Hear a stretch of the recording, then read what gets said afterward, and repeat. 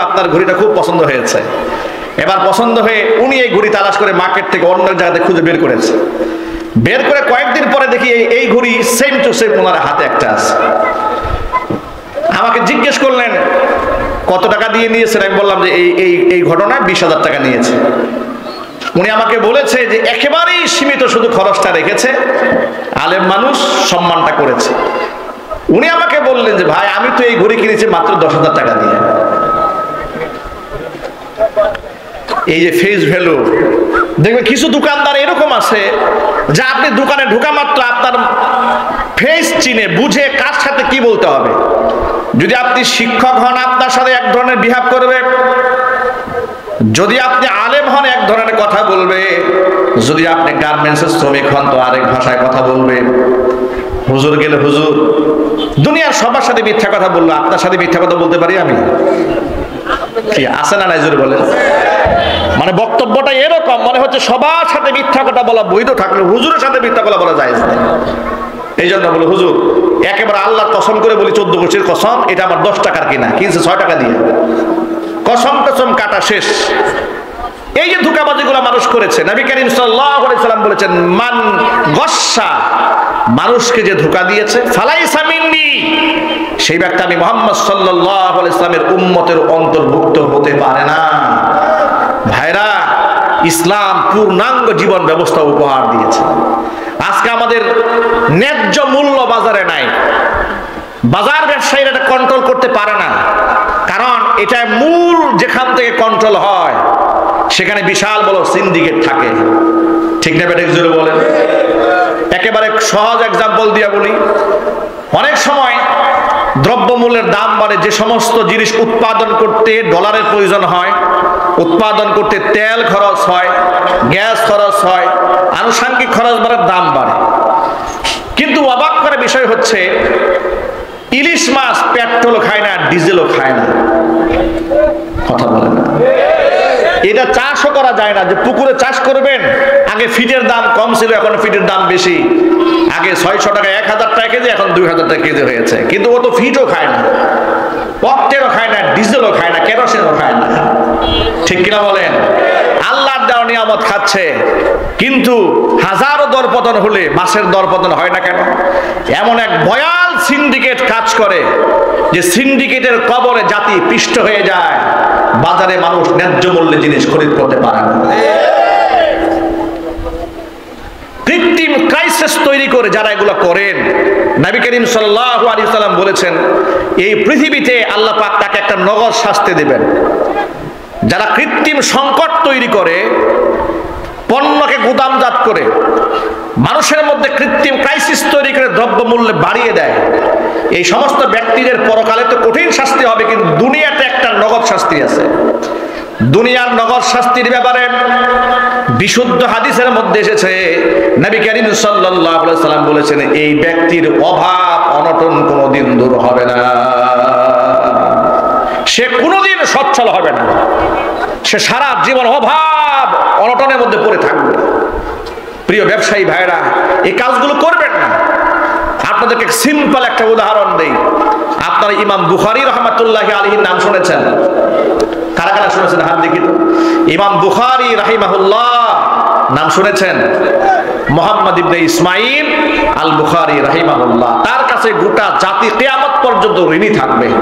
হাদিসের এত বড় খেদমত তিনি করেছেন। সহিহুল বুখারী তিনি লিপিবদ্ধ করেছেন।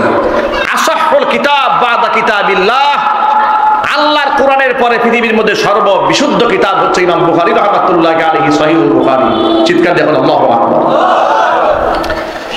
ইমাম বুখারী রাহমাতুল্লাহি আলাইহি শুধুমাত্র একজন মুহাদ্দিস ছিলেন না, শুধুমাত্র একজন আলেম ছিলেন না, ইমাম বুখারী রাহমাতুল্লাহি আলাইহি বড় মাপের একজন ব্যবসায়ী ছিলেন। তার নিজের জীবনী কিতাবের মধ্যে লিখেছেন। ইমাম বুখারী রাহমাতুল্লাহি আলাইহির ঘটনা বুখারী শরীফের মধ্যে লেখা হয়েছে। ব্যবসা করতেন তিনি। একবার তার কাছে কিছু দোকানদারেরা এসেছে কিছু মালামাল খরিদ করার জন্য, ব্যবসায়ীরা এসেছে। একটা পণ্যের দাম মনে মনে তিনি ধার্য করেছেন যে এটা এর কাছে আমি 5000 দিরহামে বিক্রি করব। দিরহাম হচ্ছে রৌপ্য মুদ্রা, দিনার হচ্ছে স্বর্ণ মুদ্রা। সুতরাং 5000 দিরহামে তিনি বিক্রি করবেন মনে মনে স্থির করেছেন, কিন্তু ক্রেতার সাথে কন্ট্রাক্ট হয় নাই। ক্রেতা বলেছে ঠিক আছে আমরা দেখতেছি, আমরা জানাবো, এই কথা বলে ক্রেতা চলে গেছে। চলে যাওয়ার পরে ইমাম বুখারী রাহমাতুল্লাহি আলাইহি অপেক্ষা আছেন ওই ক্রেতা যদি আসে। তিনি মনে মনে ভাবছেন তাকে আমি 5000 টাকায় পণ্যটা দিয়ে দিব। ওই লোক তার কাছে আসার আগে আরেক দল ক্রেতা এসেছে, এসে একই পণ্যের দাম 10,000 টাকা বলেছে, 10,000 দিরহাম বলেছে। একটু আন্দাজ করেন তো ভাই, তার সাথে পূর্বের ক্রেতার সাথে তার কোনো ডিল ফাইনাল হয় নাই, বাণিজ্য কমপ্লিট হয় নাই, ওয়াদাও হয় নাই, কিছুই হয় নাই। এমন অবস্থায় যদি আরেকজন ক্রেতা এসে এর থেকে ডাবল দাম বলে, আমরা কি করতাম তখন? কি বলেন?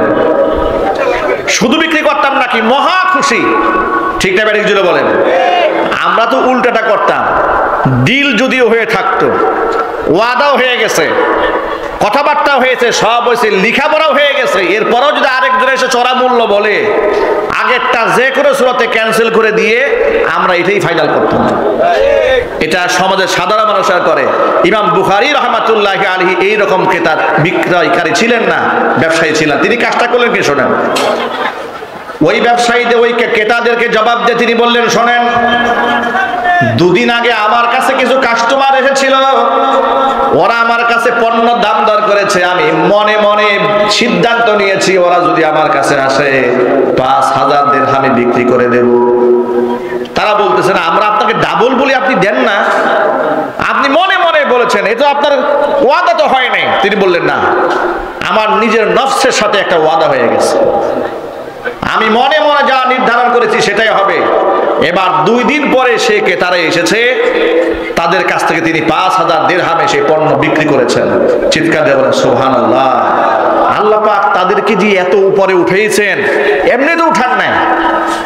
আল্লাহ পাক যে তাদেরকে এত বড় বানিয়েছেন ইখলাসের কারণে, আমানতদারিতার কারণে। তারা এত বড় আমানতদার ছিলেন, ব্যবসার ক্ষেত্রে যেমন আমানতদার ছিলেন, হাদিস যখন তারা রাবীদের কাছ থেকে সংগ্রহ করেছেন সেই ক্ষেত্রেও আমানতদারিতার পরিচয় দিয়েছেন। ছোট্ট করে বোঝাবার জন্য বলি, ইমাম বুখারী রাহমাতুল্লাহি আলাইহি যে সমস্ত রাবীদের কাছ থেকে হাদিস গ্রহণ করেছেন, তারা জীবনে একটা মিথ্যা কথা বলেছেন, জীবনে কাউকে ধোঁকা দিয়েছেন, সারা জীবনে কোনো কথা ভুলে গেছেন। এইরকম কথাও এমন কোন রেকর্ড যদি কোনো ব্যক্তির কাছে পাওয়া যেত, ইমাম বুখারী রাহমাতুল্লাহি আলাইহি তার কাছ থেকে হাদিস নেন নাই। সুবহানাল্লাহ বলেন, এই হুজুরে বলেন সুবহানাল্লাহ। হাদিস একটু চিন্তা করেন, এই কথাটা প্রসঙ্গে একটা দামি কথা বলবো, এটা পয়েন্টে রাখবেন এই পয়েন্ট কথাটা। মানে জীবনে একটা মিথ্যা কথা বলেছে এমন প্রমাণিত হলে ইমাম বুখারী রাহমাতুল্লাহি আলাইহি তার কাছ থেকে হাদিস নেন নাই। এক, কেন? কারণ বুখারীর মুকাদ্দিমার মধ্যে লেখা আছে ইন্না হাদাল ইলমা দীনুন ফানজুরু আম্মান তাখুযুনা দীনাকুম। এই ইলমটাই হচ্ছে দ্বীন। সুতরাং ফানজুরু আম্মান তাখুযুনা দীনাকুম, তুমি কার কাছ থেকে দ্বীনটা নিচ্ছ তাকে আগে ভালো করে যাচাই করে নাও, কারণ এই ইলমের সাথে, এই দ্বীনের সাথে তোমার জান্নাত জাহান্নামের সম্পর্ক। কথা বলতে হবে, ঠিক কিনা যদি বলেন। সুতরাং কোন মিথ্যাবাদীর কাছ থেকে আমি হাদিসের নামে এমন কথা নিলাম যেটা হাদিস নয়, তাহলে তার জবাব দিতে কে করবে? এইভাবে ইমামগণ, মুহাদ্দিসগণ হাদিসকে সংগ্রহ করেছেন। এই জন্য হাদিসগুলা ওইভাবে সংরক্ষিত আছে, কিয়ামত পর্যন্ত থাকবে কোরআনে কারীমের ব্যাখ্যা। জোরে কান সুবহানাল্লাহ। আজকে আমাদের সমাজের কিছু লোকের একটা ভ্রান্তি ছড়ায়, বলে হাদিসের কোনো প্রয়োজন নাই, শুধু কোরআনই যথেষ্ট আমাদের জন্য। এই ফিতনা সমাজে আছে না নাই? এই যে কয়েকদিন আগে চরমনায়ের নাইবে আমিরুল মুজাহিদিন মুফতি ফাইজুল করিম তিনি একটা কথা বলেছিলেন, একটা সম্ভবত কোনো সাংবাদিক সম্মেলন হতে পারে বা কোনো একটা কনফারেন্সে। তিনি বক্তব্য দিতে গিয়ে বলেছেন যে শুধু কোরআন দিয়ে আপনি কি করবেন, শুধু কোরআন তো আর যথেষ্ট নয়। এবং তিনি ব্যাখ্যা করে বুঝিয়েছিলেন যে শুধু কোরআন দিয়ে কি হবে যদি হাদিস আপনি এর সাথে সংযোজন না থাকে। কারণ শুধু কোরআন দিয়ে তো একটা মানুষ হেদায়েত পাবে না, কারণ এই কোরআনের ব্যাখ্যা হাদিস অবশ্যই তাকে গ্রহণ করতে হবে। ঠিক না ব্যাটিক জুড়ে বলেন। শুনলাম যে কয়েকদিন পরেই পীর সাহেবের ব্যাপারে অলরেডি কোর্টে নোটিশ চলে গেছে, তিনি কোরআন অবমাননা করেছে। পাগলামির তো একটা সীমা থাকা উচিত। কোরআন অবমাননার কথা আপনি কাকে বলেন? যারা আল্লাহর কোরআনের জন্য জীবন দিতে চায়, মরতে চায়, আপনারা বলেন তারা কোরআন অবমাননা করে। এগুলা করে দেশের সম্মানিত মানুষদের যারা বেশ অসম্মানিত করতে চান, মনে রাখবেন এটা স্বৈরাচারীর আমলের দেশ নয়, এটা জুলাই আগস্টের বিপ্লব সাধিত হওয়ার পরের দেশ। এখানে যাচ্ছে তা আলেমদের সাথে করা যাবে না। আলেম ওলামাদের সাথে যে বিয়াদবি করতে চাবে তার দাঁত ভাঙা জবাব দেওয়ার জন্য আমরা প্রস্তুত আছি। কথা বলেন ঠিক কিনা বলেন? ভাইরা আমার, শুধু কোরআন দিয়ে তো আপনি হেদায়েত পাবেন না। এটা আল্লাহর কথা, আল্লাহ রসুলের কথা। এবার নবীজি সাল্লাল্লাহু আলাইহি ওয়াসাল্লামের হাদিস থেকে প্রমাণ নেন। বিদায় হজের ভাষণের সময় আল্লাহ নবী বললেন, ও সাহাবীরা শোনো, তারাকতু ফীকুম আমরাইন লাম তাদিল্লু মা তামাসসাকতুম বিহিমা কিতাবাল্লাহি ওয়া সুন্নাতা রাসূলি। ও সাহাবীরা শোনো, তোমাদের মাঝে আমি দুইটা জিনিস রেখে গেলাম, একটা হচ্ছে কোরআন, একটা হচ্ছে সুন্নাহ। দুইটা জিনিসকে যতদিন পর্যন্ত আঁকড়ায় ধরে রাখতে পারবে, কঠিন কালেও তোমাদের পদস্খলন হবে না। জোরে জোরে বলেন সুবহানাল্লাহ। হাদিসের মধ্যে নবীজি সাল্লাল্লাহু আলাইহি সাল্লাম যা বলেছেন সেটাও নিজের পক্ষ থেকে বলেন নাই, এটাও আল্লাহর পক্ষ থেকে ওহী। কোরআনও ওহী, হাদিসও ওহী। পার্থক্য হলো এই, কোরআন শব্দ এবং মানা, লফজ এবং মানা দুটোই আল্লাহর পক্ষ থেকে এসেছে, আর হাদিস হচ্ছে আল্লাহর পক্ষ থেকে মানাটা এসেছে, শব্দটা নবীজি সাল্লাল্লাহু আলাইহি সাল্লাম নিজের পক্ষ থেকে বলেছেন। একটু জোরে বলতে হবে আল্লাহু আকবার। সুতরাং কোরআন মানে হাদিস স্বীকার করে ঈমান থাকবে না। একটু জোরে আওয়াজ বলে ঈমান থাকবে। আপনি কোরআন মানতে পারবেন না, শুধু কোরআন দিয়ে তার প্রমাণ নেন। যেমন ঈমান আনার পরে মুসলমানদের জন্য সবচেয়ে বড় ফরজ হচ্ছে নামাজ, ঠিক কিনা জোরে বলেন?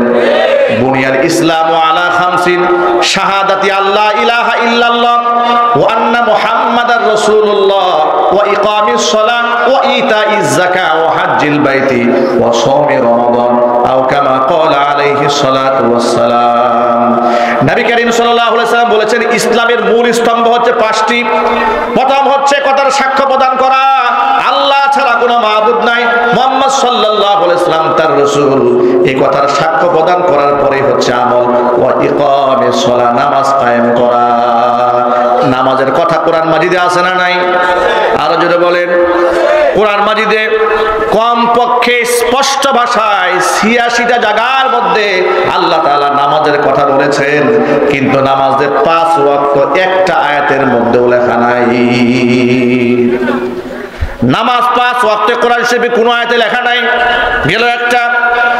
এরপর জোহরের নামাজ ফরজ ৪ রাকাত, আসরের নামাজ ফরজ ৪ রাকাত, মাগরিবের নামাজ ফরজ ৩ রাকাত, এশারের নামাজ ৪ রাকাত, ফজরের নামাজ ফরজ ২ রাকাত।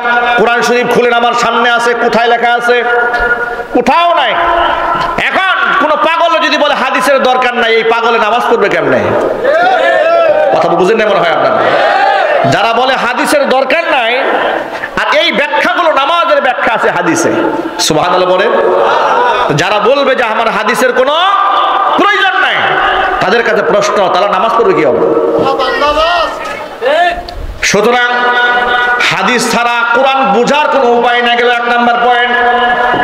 এবার নামাজের পরের স্থান হচ্ছে যাকাত, ওয়া ইতাইজ যাকাত, যাকাত আদায় করা। যাকাতের ব্যাপারে কোরআন মাজিদ আল্লাহ তাআলা বলে দিয়েছেন, খুয মিন আমওয়ালিহিম সাদাকাতান তুতাহহিরুহুম ওয়া তুযাক্কিহিম বিহা ওয়া সাল্লি আলাইহিম ইন্না সালাতাকা সাকানুল লাহুম ওয়াল্লাহু সামিউন আলীম। নবীজি, খুয মিন আমওয়ালিহিম সাদাকাতান, আপনি ধনীদের সম্পদ থেকে আপনি যাকাত গ্রহণ করেন। ধনীদের সম্পদ থেকে যাকাত গ্রহণ করে ধনীদের প্রথম ফায়দা আপনি নিজে করে দেবেন, সেটা হচ্ছে আপনি ধনীদের মাল এবং ওদের কলিজাটা পাক বানায়া দিবেন। যাকাত ধনীদের কাছ থেকে নেওয়া হবে, নিয়ে প্রথম ফায়দা হবে ধনীদের নিজের। এক হচ্ছে সম্পদ পাক হবে, দ্বিতীয় নম্বর হচ্ছে তার আত্মা পাক হবে। যে সম্পদের প্রতি লোভ এবং লালসা ছিল সেটা কিছুটা হলেও কমবে, আত্মাও পাক হবে, সম্পদও পাক হবে। জোরে বলে সুবহানাল্লাহ। যাকাতের অনেক বিস্তর ব্যাখ্যা আছে, সেটা আমার আলোচনার মূল প্রতিপাদ্য বিষয় নয়। এখন যে ফরজ যাকাত কোরআন মাজিদে বহু